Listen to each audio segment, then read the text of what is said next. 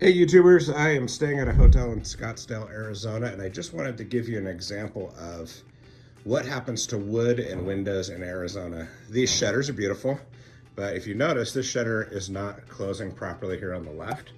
And I thought maybe there was just a magnet broken or somebody forgot to just shut it all the way. So when you go to shut it, it doesn't stay shut, right? So I open it up, I'm like, oh, there must be a broken magnet. But if you look here, there's the strike plate, so that's there. And there's the magnet there. So it is not actually a magnet or a strike plate issue. It's just not staying closed. So a little bit more investigating on what you actually see here. And you can see it if I hold that there. That vertical piece of wood on that shutter, which we call a stile, is completely bowed. And what happens, because wood's a natural product, it is reacting to the changes in humidity here in Arizona. So we go from like a warm, dry, well, I shouldn't say warm, we go from a hot, dry summer to a cooler winter. We have monsoon seasons, so the humidity in the air is always changing. And this piece of wood is wanting to react. It's wanting to balance the moisture inside that wood to the moisture in the air. And as it's doing that, it's doing what wood does, and it's moving. And you'll see also on this other shutter here, you can see how some of the louvers are closing differently than others. And if you look closer, some of these wood louvers have bowed one direction and others have bowed another direction. So you don't have uniform closure. You've got, you know, like even with this one here, it's even more pronounced. This one is closed all the way at the top, but I can't get those louvers shut. And I don't know if that's because the louvers themselves are bowed at the top, or it could be this piece, the tilt rod, that might have a bow in it as well. So again, wood's just doing what it does.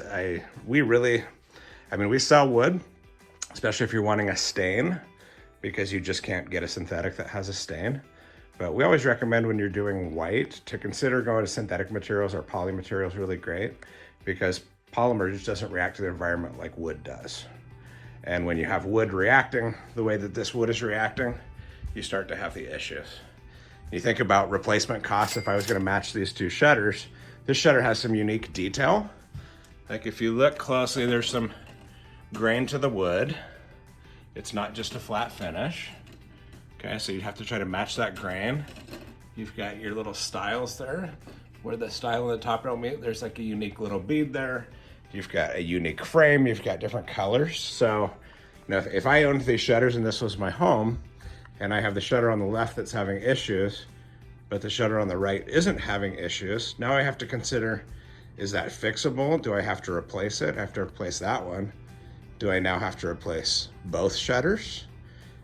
Because I'm not gonna be able to match it. And then are there other windows in the room? You start going down a rabbit hole of costs.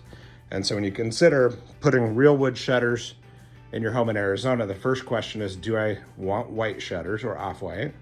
And also, how long do I intend to live here? Because realistically, even the best wood shutters over time, you're going to have issues in some windows. And so if you're meticulous, if you like your home to always look in order, and you have wood shutters that are falling apart, you'll have to consider replacement costs and potentially buying these shutters multiple times through the life of your home and as long as you live there. So just something to think about.